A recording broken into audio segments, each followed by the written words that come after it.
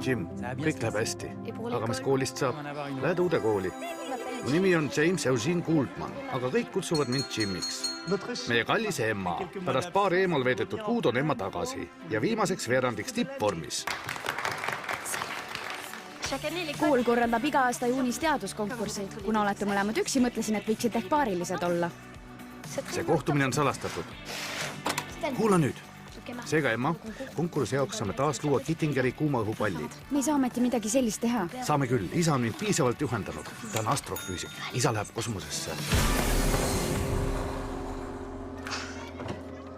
Mis viga? Täiesti kohutav projekt, see on võimatu teostada. Mis sa siis teed? Kuumaõhupalli. Arvate, et teete meile oma projektiga ära?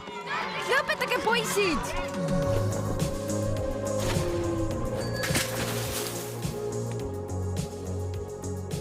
Mis su probleem on?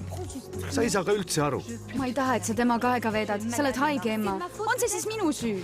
Oleks sinu poega, poleks Emma iialgi midagi sellist teinud. Oota, ta tegigi selle ära.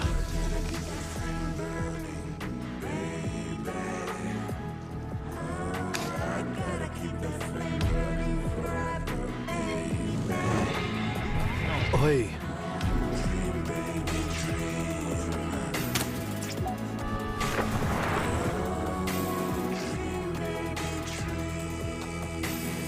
Kosmosepoiss.